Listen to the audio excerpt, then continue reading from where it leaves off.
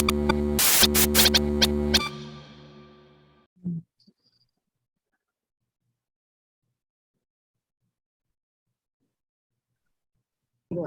And I'm going to pause for a moment so that we can get you some directions in the event that you'd like to be listening to today's presentation in Spanish. Adelina? Buenos días a todos. Buenos días a todos. Vamos a presentar las instrucciones para que nos puedan escuchar en español.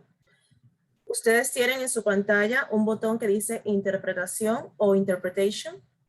Por favor, hagan clic y escojan la opción español. Una vez que escojan español, denle clic a mute original audio o a silenciar audio original. Esto les va a permitir escuchar solamente en español, que vamos a traducir todo el contenido. Back to you, Ms. Pam. Thank you very much. My name is Pamela Hollingsworth, and my pronouns are she, hers. I serve as the Senior Vice President of Strategic Initiative for the Early Learning Coalition of Miami-Dade and Monroe County. And we begin today, as we typically do, with a land recognition. And with that, I'd like to take a moment to elevate the Tequesta, Mississauga, and Seminole people, the indigenous people who are the original owners of the land that I am speaking to you from today. And before we begin, I'd like to call on our President and CEO, Mr. Avelio Torres, to give a few words, please. Welcome, Avelio. Thank you, Pam, and once again, welcome, Dr. Gallen. I'll just say that I've known Dr. Gallen for many, many years. He's a school board member representing District 1. When I met him many years ago, he was the same person he is today. Dresses very nice, but at the end of the day, he's a community person. He's always been about helping the community, doing what he knows is going to serve the people of Miami-Dade County best. Very focused on, and the reason we got involved because I was with the Early Learning Coalition. What is in the best interest of children? We know that, and he's here to talk to us today about some of the challenges that we have now with learning losses that we've had. We were always concerned about that during the summer. Well, now with the pandemic, it's exponentially, the concerns that we have. We have tried to put in some Band-Aids, like the Rising kindergarten program that we worked on with the Department of Education, and it's a partnership with the school districts. That is good, but it's not getting us to where we need to be. And we know we're going to have a big challenge. The regular school year is about to start. The school board members, as well as the superintendent, they have all been very busy, as well as our early learning partners, everyone trying to do the best that they can to get kids back up to speed, because we are concerned once again about, how far back the kids are falling in their education. Of particular concern are the kids living in low-income, high-need communities, right? They always get hit the hardest. They get hit the hardest, and you've heard me talk about this before, about the reimbursement rates and how much we pay providers in those areas as compared to providers in the more affluent areas. So the areas that sometimes need the resources the most sometimes often get the least, and that is one of the things that I'm very happy to work with our school district on, and with Dr. Gallen, because I know that we are all trying to bring resources, whatever those are. It could be working with the public library system. It could be with some of the federal dollars that we have now, $3 billion for early learning, and the school districts have, just as much or more to try to help with this situation. But we're going to hear from Dr. Gallen. I'm sure that he has some ideas, and again, we have an excellent relationship with our school district. I was with him yesterday, actually. As a matter of fact, the person who runs their early learning programs, who's also one of our board members. And I think by all of us working together, trying to do our very best and recognizing that some areas need more resources than others, we can get there. It's not going to be next month, or it's not going to be in the next quarter, but hopefully before the end of the next school year, we can get all the kids back to speed. But it's going to take a lot of hard work, dedication, commitment, and we need to be laser focused on bringing all the kids up together. So with that, Dr. Gallen, it is a great honor to have you here. I know how busy you are with the beginning of the school year, and I'm so happy that you're able to join us today. So thank you so much. Thank you, Avelio. And Dr. Gallen, if you'd be so kind, I'd love to just briefly do a suitable introduction for you, and a shout out to Mr. Jim Hodge, President of the Children's Trust, who is one of our participants here today, as well as a board member for the Early Learning Coalition. As Mr. Torres mentioned, we are going to be discussing learning loss today, and we are just honored to welcome Dr. Steve Gallen III, who is the elected District 1 school board member and vice chair for the Miami-Dade County Schools. Dr. Gallen is a lifelong educator who started his career as a classroom teacher. He then rose through the ranks as a professional educator, and over the next 25 years distinguished himself in the field of education. He became an assistant principal, and administrative director of operations, alternative education for Miami-Dade County Public Schools, and superintendent of schools in the state of New Jersey. On August 9th, 2017, Dr. Steve Gallen III was named the recipient of the National School Boards Association Council of Urban Boards of Education's CUBE prestigious 2017 Benjamin Elijah Mays Lifetime Achievement Award. And in May 2018, he was named Educator of the Year by Legacy magazine. In December 2018, he was appointed to the Florida School Boards Association Board of Directors.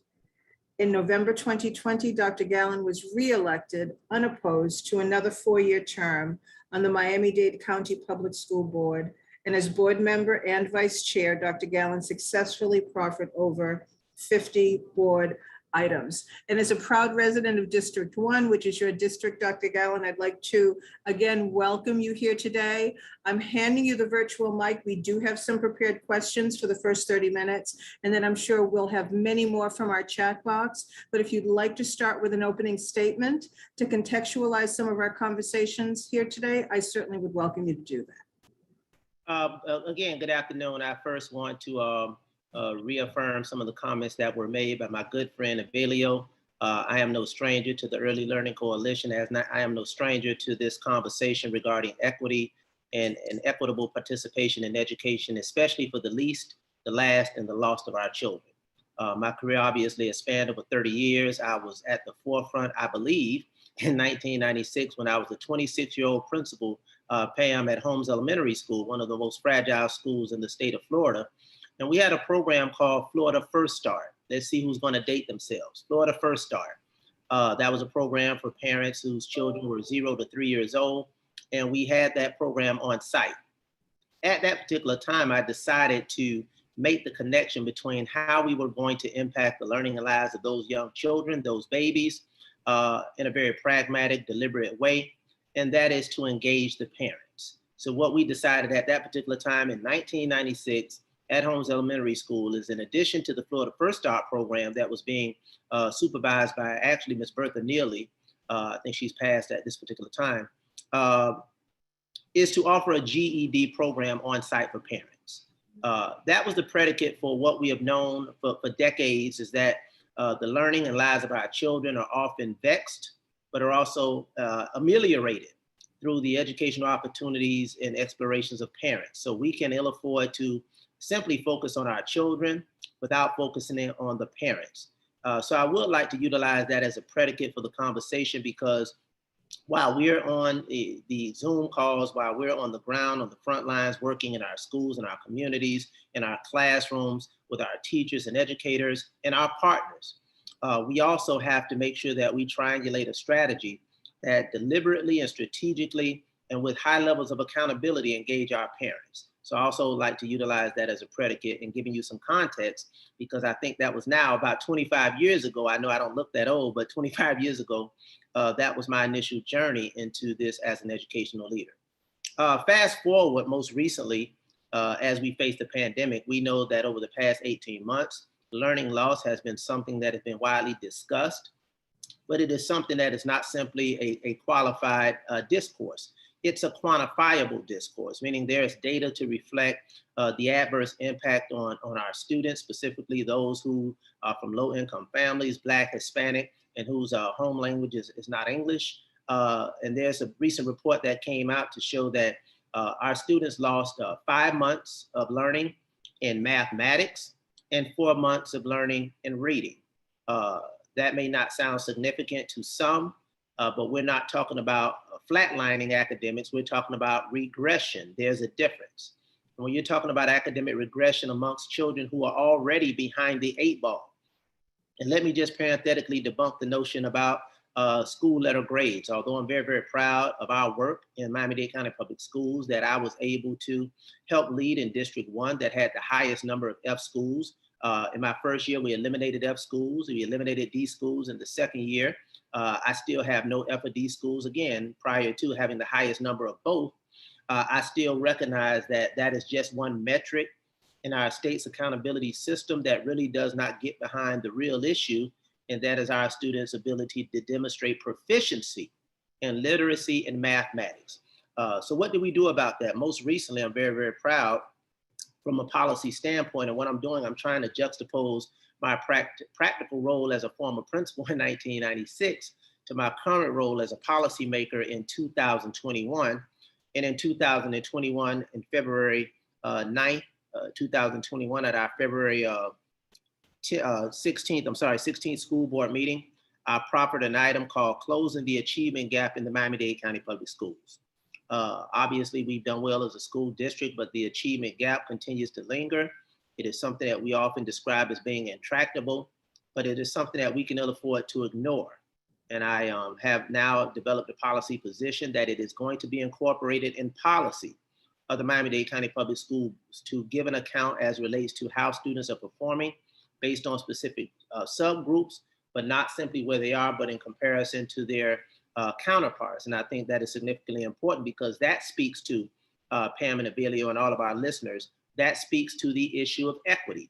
How can we determine whether or not equity is being practiced if in fact we don't have a metric to compare it against? I may think my particular proficiency score of 55 is great, but I can't make that determination as it relates to where I stand at the state, local, and national, and even international level if I don't understand that 55 may be good for me, but my counterparts are scoring at the 90 percentile. So that delta between where most of my counterparts in terms of where I'm going to have to compete are performing and where I am right now, that really speaks to this whole notion of equity. And I think we have to have candid, courageous conversations around these issues relative to our children from 0 to 3 and beyond. And again, I started the conversation by saying this cannot be a conversation devoid of parental engagement, parental involvement, but parental accountability. So I would like to just set the table by lastly saying that our strategy must be deliberate. I like to contemplate it in some kind of alliteration. As a former English teacher and one that has a degree in English, it must require a strong policy position. Very honored to have a policy role in the Miami-Dade County Public Schools right now, but we must have strong policy positions at every level. What is our policy position? Secondly, I believe our policy will help to drive our practices. What we set as a policy establishes our priority as an organization, as a school system, as an early learning coalition, as a county municipality, as a Florida state government. Our priorities are established in our policies. That helps to drive our practices. Thirdly, how do we formulate our partnerships? We can ill afford to do this alone. We can't do this in silos. So how do we look at our policies, our practices, and how do they connect to the partnerships that we establish, we maintain, and we foster? And we measure our partnerships. I will say parenthetically, as a former principal, once again at Holmes Elementary School, I was also principal for 7 years at Northwestern. I would always be intrigued by the fact that I would have partners who would show up every 3 years to reaffirm the partnership in writing. That reaffirmation of that particular partnership was reaffirmed in paper alone, because for 3 years we were not practicing that partnership. So I often believe that partnerships have to have a high level of accountability. And last but not least, we must have a relationship that is predicated on outcomes. I call that the last P, and that is performance. Performance, how are we performing? our policy positions, our practices, our partnerships, and our performance. And when we're talking about children, and those metrics obviously can apply to anything, but when we're talking about the education of children, I'm obligated to submit the final P, number 5, which is parents. How do we involve parents in that particular process? So that was my alliteration, former English teacher, one that can kind of keep it simple. Those are the 5 Ps that we need to start to utilize as the fulcrum, as the foundation, as the catalyst, as the impetus, as the metric for how we're going to really start having an intentional, deliberate, strategic, accountable, and measurable strategy around educating our children at the earliest levels, mitigating and abating and eliminating the achievement gap, and addressing this issue at the onset of the pandemic that continues to linger, because we are facing a second iteration of the pandemic with the Delta variant. And that's how I believe we need to start triangulating our strategy, one that everybody can understand. We make it plain, we keep it simple, but we do it together. So again, thank you. I'm glad to be here, and I look forward to what will be a very lively and engaging discussion. Thank you. Dr. Dunn, let me ask you a question a little bit out of order here, but let me ask you, because you know, we're facing some of the same issues that the school district is facing. The mass discussion and the vaccinations are just sucking up all of the oxygen instead of focusing on everything that you just, you know, spoke about. Any thoughts on how we can get parents and everyone that's in this area just trying to focus on, you know, how do we help the children? How do we, you know, how do we deal with this achievement gap well, the achievement gap that we've had for years, but not only the achievement gap, but now the learning losses that we've had, because it seems like we are all over the place, not only in our own community, but you know, throughout the state, because this has been such a difficult issue to deal with, and it's such a new issue with the pandemic. So how do we get refocused? How do we refocus everyone on the children instead of on all of this other noise that is all around us? Any thoughts on that? Oh, absolutely. I go back to a conversation that I had as a school board member with one of my former colleagues. I won't call their name. They're no longer on the board. I have a great relationship with them. And I utilize the expression of we have to be able to chew bubblegum and walk at the same time. And what that simply means is we have to do several things at the same time. Yes, we have to have a great degree of focus, but we cannot discard one for the other. And sadly, to your point, Avelio, I think we've had some we've dismissed the main priorities, which is academic achievement and student learning. We understand that we have to have a safe, healthy learning environment for our children. We have to make sure that they are protected in terms of our employees and the COVID variant and all of those different issues that we face. But all of those must be undergirded by our priority and our commitment to education. So education has to serve as the fulcrum. The fulcrum is what's front and center, what is the priority, and everything else has to be built upon that. So how do we do that? I think we not take a retreat in terms of going to a hotel or a nice escape location, but retreat. Retreat simply means sometimes to take a step back to move forward. I think at a certain point, we have to take a step back, take a pause, regroup. And I think this conversation is part and parcel to that particular process of really starting to take a step back and reestablish, not establish, reestablish our priorities, because we all know the famous quote, we know more than we need to know to educate our children whose learning is of interest to us. It's really about how do we feel about the fact that we haven't done it so far. So it's not that we need a new body of knowledge. We just need a new paradigm. We need to have a new reaffirmation of our commitments and our focus. And I think this is part of that particular conversation. In sum, I would keep it simple. I would start that conversation with the primary educator of all children. Of all children, the primary educator of all children is the parent, And to the extent that we can, we know that this notion of holding parents accountable is really somewhat foreign. But I, over the course of my 30 plus years, believe that it's not an issue of parents not wanting to help and support their children. It's not an issue of will, it's an issue of skill.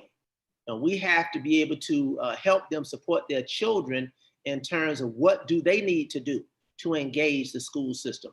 What do they need to do to prepare themselves? What do they need to do to hold their children accountable? What do they need to do to organize their lives? What do they need to do, or what can we help them do to better understand the connection between education, learning, and lifelong success? I speak all around the country, and one of the things I always say, not often, always, I talk about our focus on learning, and I never put a period at the end of video. I say learning and lifelong success. And that's the connection that we have to have our parents to understand that. And I've not met a parent that does not love their child. I've not met a parent that does not want better for their child. It's how they go about building a relationship with the system, trusting the system, having confidence in the system, being able to still persevere through a system that has been proven to be somewhat systemically racist when we're talking about Black children and Black parents and Black families. And we have to have them to be able to persevere through that particular process and understand that education at the end of the day, in this United States of America, education at the end of the day is still the great equalizer. And we have to be able to convey that to parents. Sadly, those messages are not being carried to those parents. It can't change and frame and fuel their paradigm about life. And that's what we also have to shift. So if I may submit another P, number 6 would be paradigm. And my professor used to describe it as being spelled paradigm. And it's not, but it's paradigm. And that simply means our belief system. What do we believe about the educability of our children as outsiders? And we have to instill and inspire that strong belief in the educability of children by their own parents and the value of education by those same parents.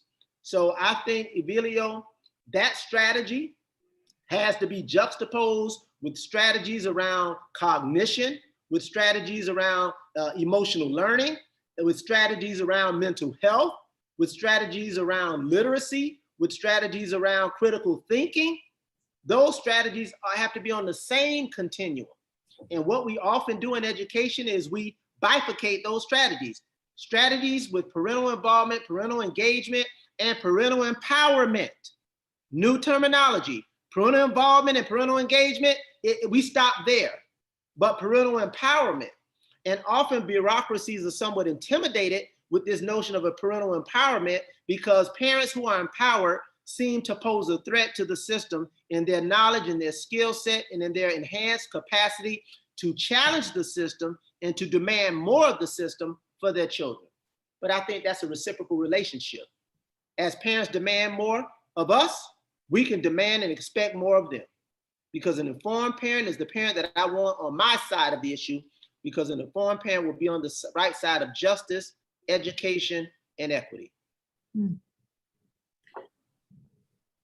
Thank you. And I for think that also involves a lot of listening, right? Being good listeners, for the system to be really good in terms of listening to the parents, opening up the dialogue with parents, which I know that a lot of our school board members have done, and we have tried to do that as well at the Early Learning Coalition, so we can understand their challenges, and we can understand, one of our partners mentioned yesterday at a meeting that we were having that, it doesn't stop when the children leave school or that preschool.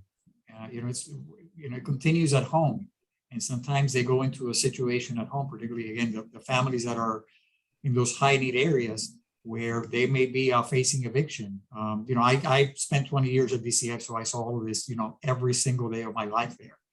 And it's a difficult situation for a lot of parents. You have a single parent households who are working 2 jobs just to, keep the lights on in the house, not making a lot of money, sometimes making minimum wage.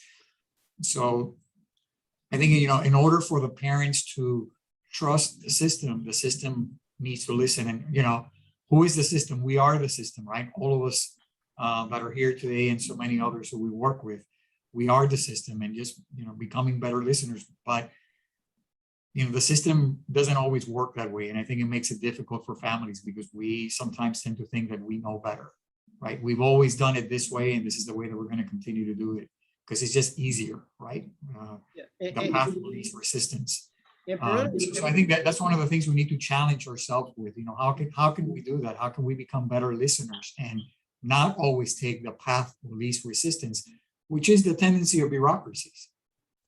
That is the tendency. It's the safe thing to do always. I think we have a lot of work to do in that area, and important words, Dr. Gallen. So thank you. I won't monopolize the whole meeting, so I'm going to stay quiet, Pam. You take it over from here. No need to apologize. It's turning into a fireside chat, and we love it. Thank you so much. Yes, and one of the things I'll say as a comment on that, I travel around the country and speak in different places and consult in different places. And one of the things, I walk into schools and districts and organizations that deal with education. And one of the first things that is offered up in the challenge to deal with student performance and academic achievement is most people walk up and they hand you a school improvement plan. They hand you a set of data relative to student performance. But very often, there's no deliberate strategy in terms of parental involvement and parental empowerment. So I'm not asking this as a question for a response. I'm just asking this for a question of reflection as we all go back in our respective places. And I'm not standing here in a posture of hypocrisy. I am very vocal about the opportunity that we must embrace to improve the parent academy in the Miami-Dade County Public Schools as a whole.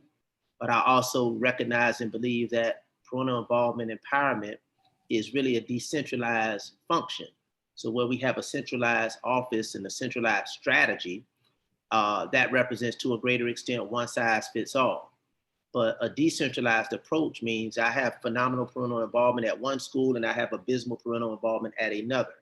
But you as a centralized organization, I think if you take a step back, or we all take a step back and just ask yourself, this is just a reflective question. Right now, we all got in the room and we asked the question, please present to us our strategy right now. What is our deliberate, measurable, strategic plan, if you will, for parental involvement, engagement, empowerment? And I'll leave it there. That's a question not to be answered, but that's a question for reflection wherever you are. And if we say, oh, that's one of those Arsenio Hall moments for those who want to date ourselves, where he used to say there are moments that make you go, make you really think about that. So that's what reflective practice is really about, and being able to push you to ask the questions that you often don't ask.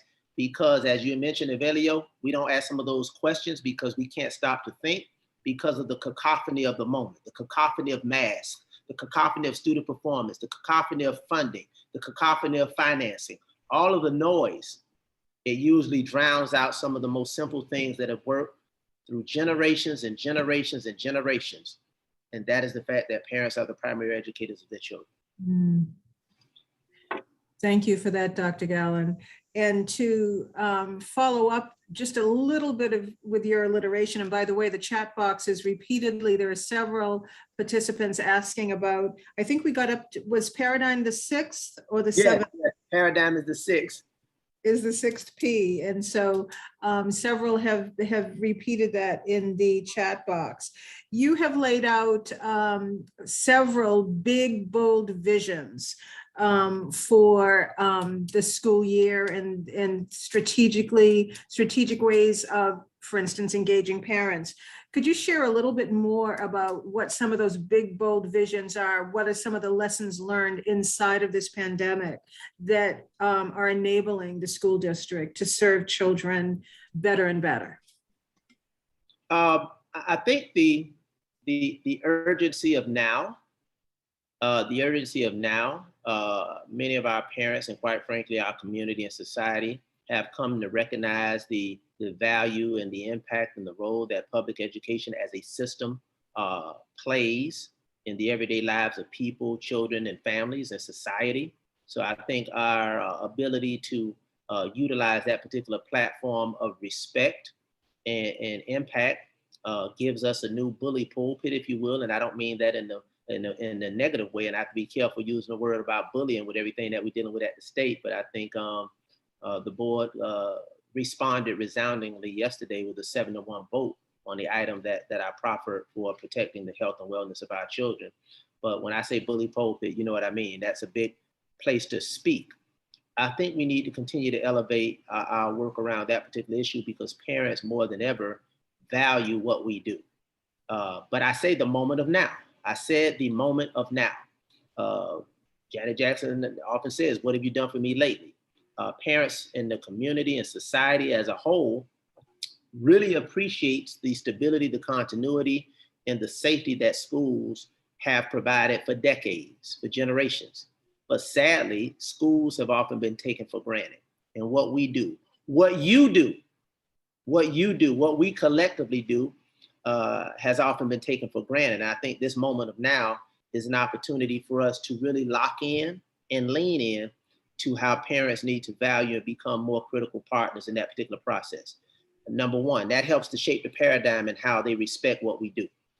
Secondly, I think once again, we have to be strategic. And for me, this is not a new body of work. Prior to 2016, I made a promise that I would continuously engage the community. I've always had town hall meetings from the time that I've gotten elected, and I've been consistent with it. During the pandemic, I have virtual town hall meetings. During the pandemic, I continued to utilize technology and expand upon the digital framework to communicate with parents. I've never lost communication with parents. I was able to utilize social media to find a parent of 5 children that did not have a car, had to go to work, knew we were giving out free food, because that was a policy position I took back in 2017 after Hurricane Irma, that we feed our children. That just didn't happen. That became a policy position. I proffered an item after Hurricane Irma when we shut down our schools for 11 days, thou shalt feed the children. So we did it for a while, but I wanted to make it a policy position so that it extends beyond. And that parent knew that because we were posting it, but she didn't have access to get it. She had to go to work. So through social media, she didn't have my phone number. The district offices were closed. She inboxed me and said, "I want access to the meals. I have to go to work. I don't have a car." We connected with that parent and we got those resources to her children at her house. So again, parents understanding how they can access technology, how we can better communicate with them, and how they can be informed. Who would have thought? Historically, we would have probably anticipated we don't have the ability to stuff book bags with letters to children. How can we get the message out to parents? Okay, we would assume we'll put it on television. How many parents may or may not have cable? We'll send something on the Connect Ed phone. How many parents that we know in our communities that we serve change numbers like they change clothes? So the numbers are not up to date. But what we do know is that social media is a fluid, very dynamic, very impactful medium to communicate with parents. So that's what I've come to effectively do. As you indicated, what have I done? That's something that I've done. Ironically, I may have been about 3 to 5 minutes late. I was finalizing my podcast that will be aired this weekend. First podcast I'm doing called In the Meantime.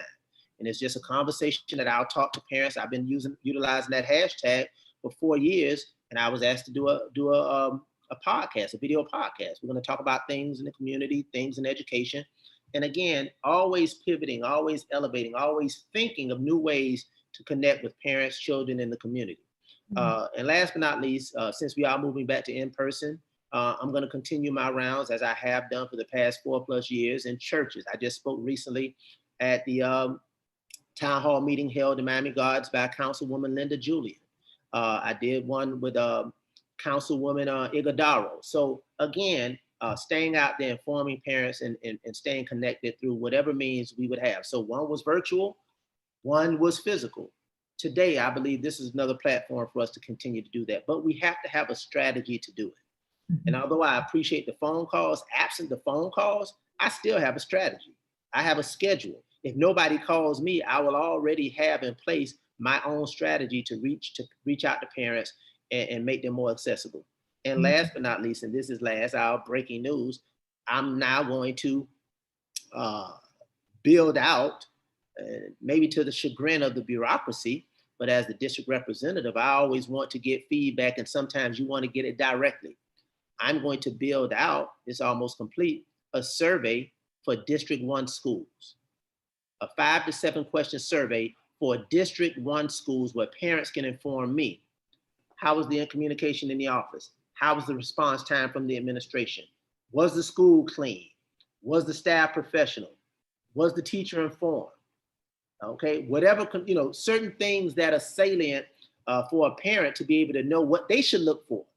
Because very often our parents find themselves, especially underserved parents, find themselves in a position of docility. And they really concede to what we say it is.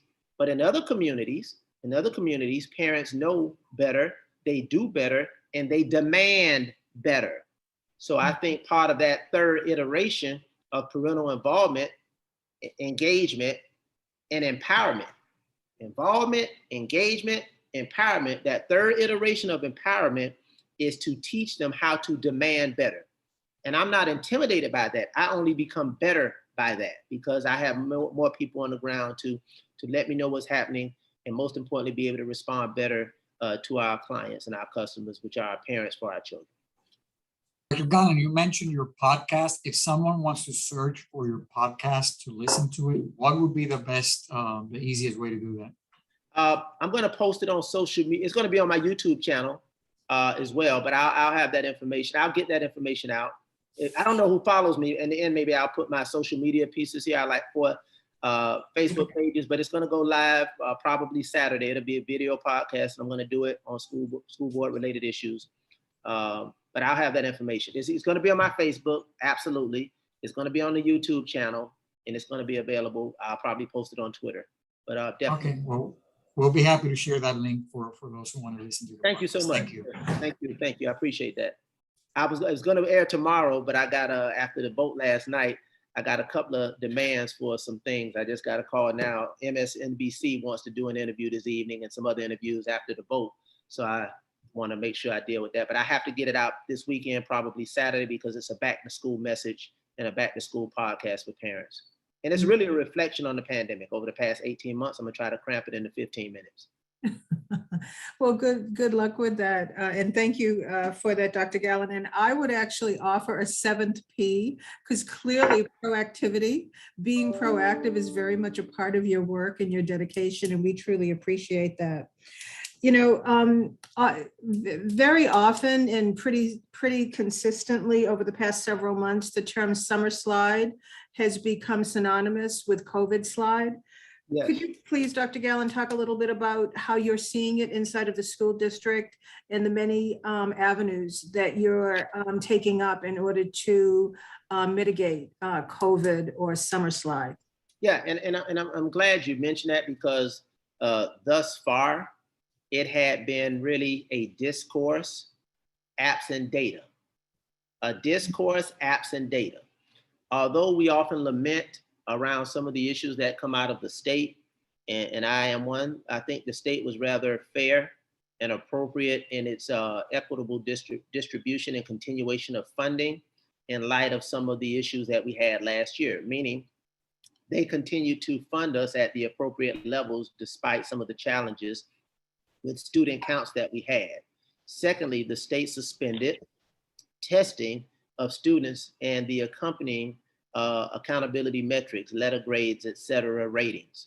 But the discourse had taken place over the past 12 to 16 months.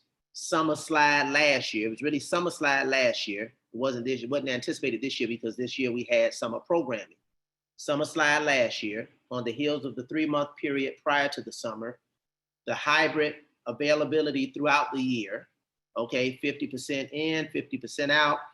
Those who were virtual clearly were at a disadvantage. I can attest to that with the 8th P as a parent. I am a parent of a school-aged child, and my daughter scored in the 90th percentile on the SAT 2 years ago, and she was nowhere near that this year.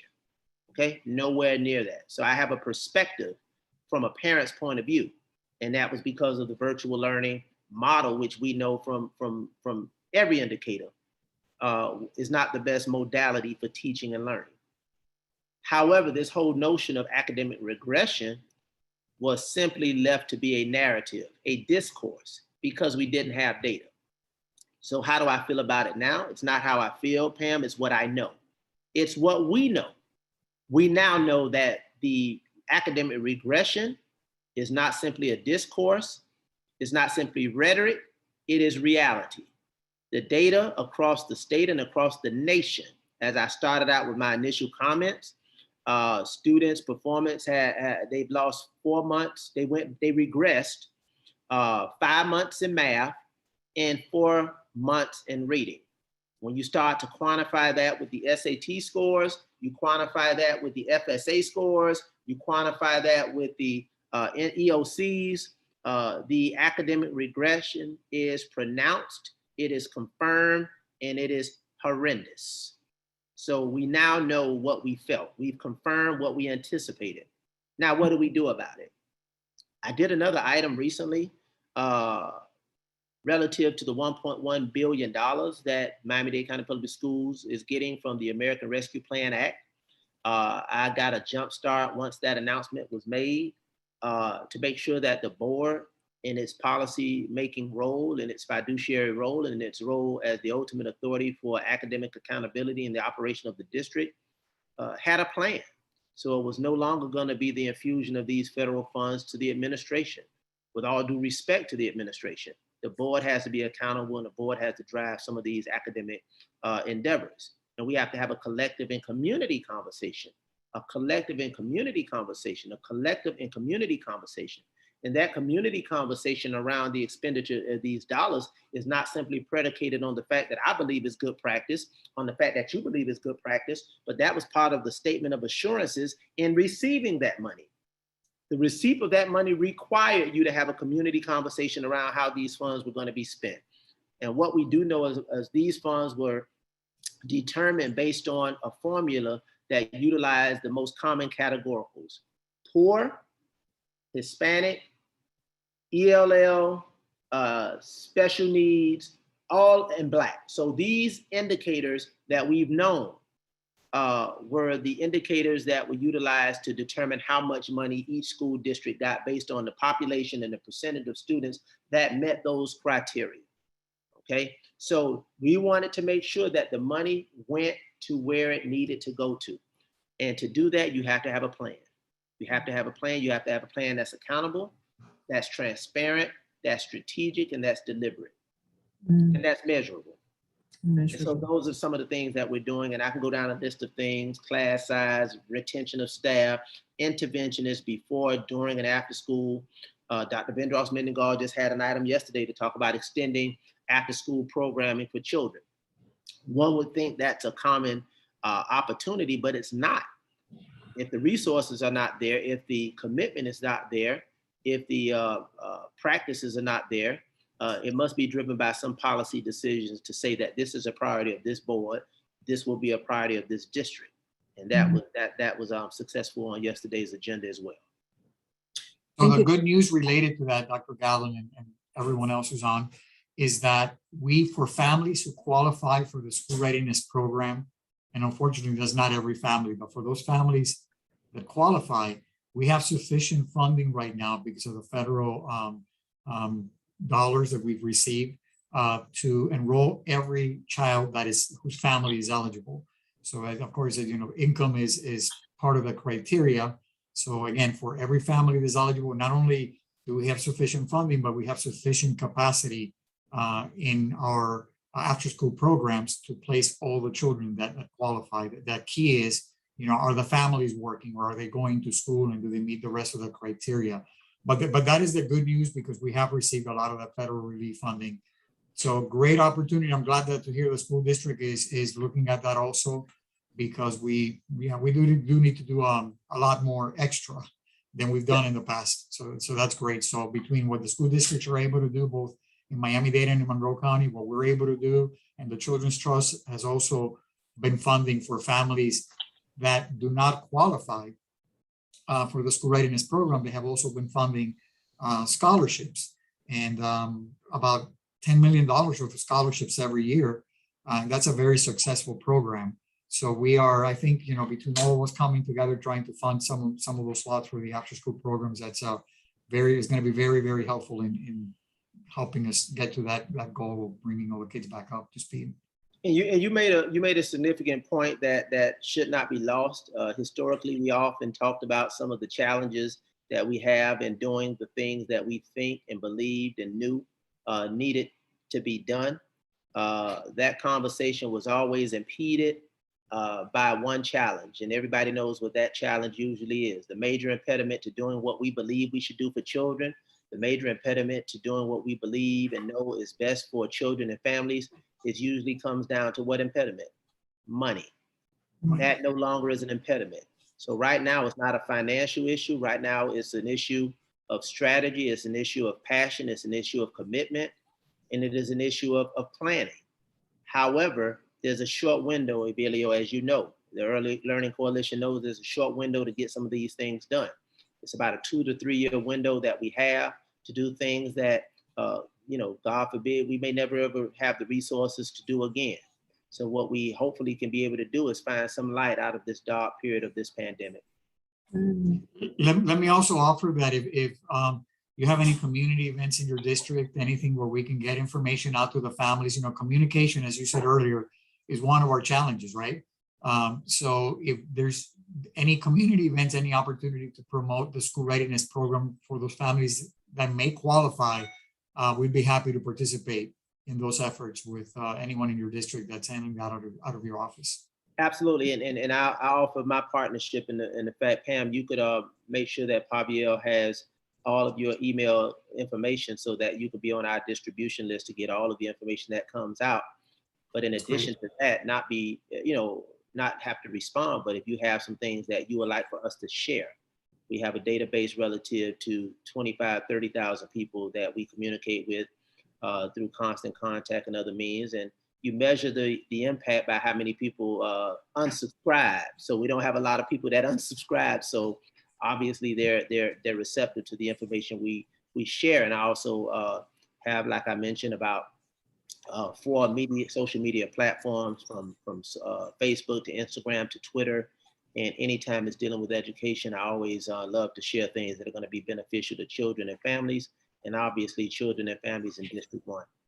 So Dr. Gallen, just on another brief side note, because we are also dealing, including in your own district, with many preschools that are family-owned and operated small businesses. This is how they support their families, right? Through these small businesses. And the more that we can do, especially now that we have those dollars available, the more that we can do to promote the programs like the school readiness program, the more children that are going to be enrolled in these facilities and the more revenue they're able to generate to support their businesses and improve quality, and children are going to be better prepared for school and all that. So it is like a domino effect, a very positive domino effect. One thing really helps the other. So we will definitely follow up with your office to make sure that we continue to promote the programs, because it, again, helps the families, helps the children, helps the small businesses, and even some of those not-for-profits that are in the community. So we'll definitely follow up. So thank you. Pleasure. Thank you, Avelio, and thank you, Dr. Gallen. I will say that the PDI staff is pulling up Dr. Gallen's social media handles and dropping them in the chat box so you can stay in touch. And certainly we will be watching for you on MSNBC this evening. Dr. Gallen, the chat box is full of agreement, observations, speaking to your eloquence, and so many other things. And our time is waning. And there was one question in the chat box. While it doesn't directly relate to our topic today, I would like to pose it. And I see Dr. Gallen has just put his Instagram and other handle in there as well. And we do have a listener that is asking, and you opened talking about the great progress that you made throughout your career in the grading of schools. Why are we grading schools? Can you talk a little bit to that, please? Yeah, the school grading period, and once again, I'll date myself. I'm a young dinosaur, if you will. I mentioned 1996, and how ironic that I started the conversation by talking about 1996 when I was at Holmes Elementary as a new principal. I came into the principalship at that age at Holmes. Holmes was on the state's critically low schools. So the state didn't have letter grades at the time. They had schools that were determined to be critically low. That critically low determination was predicated on reading, writing, and mathematics performance. In 2 years, I removed the school from that list. Holmes Elementary School got off of that list. But then we had an election that took place, and we brought some of the policy positions from the great state of Texas to Florida. And that did not come by probably a formal meeting that took place between the states.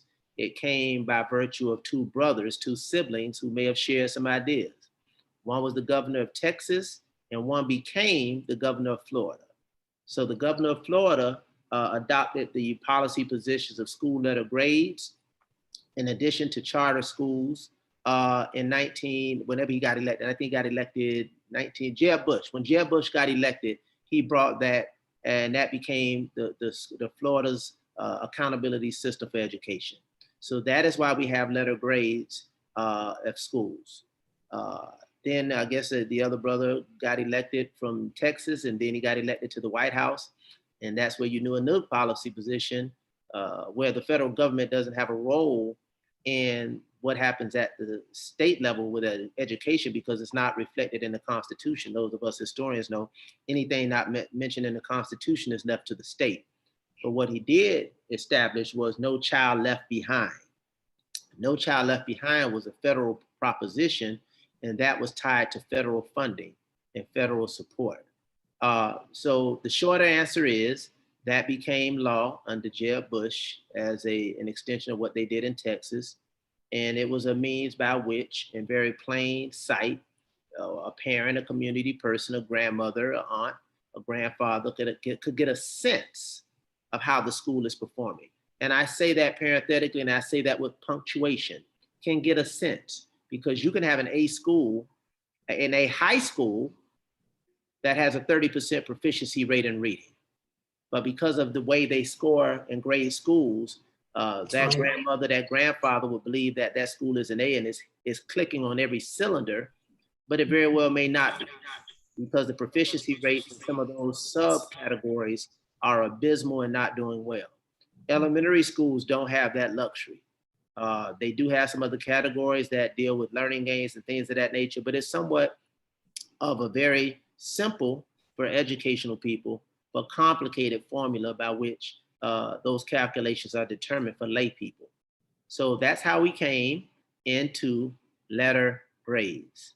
I'm not totally averse to what came out of the No Child Left Behind, and I want to say that, because No Child Left Behind, interestingly enough, made sure that the children who were in A school that were not performing were not left behind, no pun intended. So you could have an A school, 100 kids in the school, 98 are doing well, the school's doing well. But No Child Left Behind said, okay, I hear what you're saying about those 98, but tell me about those 2 children, those 3 children, those 4 children who happen to be Black, who happen to be Hispanic, who happen to be poor, who happen to be ELL, who have to be special needs. Those 5 categories are what we call subgroups. And that's what it made a determination as relates to how those subgroups performing. Dr. Gallen, let me ask you a question just on something that you mentioned. Even with an imperfect grading system that we have in Florida, how were you able to turn your school around in 2 years? Because we have many of our preschools, and some of the participants are directors and owners of preschools, and they face some of the same challenges that you face when you're running a school. How were you able to do that? What were some of the tactics? You're talking District 1? You're talking District 1 as a policymaker, or a 96 as a principal? As a principal, no, as a principal. Okay, but I can give you both. As a principal, starting with the paradigm, you walk into a school that you have to shake up how people feel about the educability of children. You have to transition a focus on policy positions that have to be adhered to. I didn't come in with a new playbook that my predecessor didn't have. I had the same policy manual. I had with student discipline, I had the same code of student conduct. I had the same rules and regulations in the employee handbook, but I had a different paradigm relative to what I expected in terms of student performance and outcomes. And with that paradigm, I elevated my system of accountability. Something as simple as walking around, making sure that teachers are not sitting down, they're teaching, and making sure the facility is clean, making sure that parents are held accountable, making sure student discipline is on point. And also, before it became popular, Vilio, looking at data. Back in the day, we didn't have the Read 180. We didn't have the software and the technology we have to do calculations about student performance.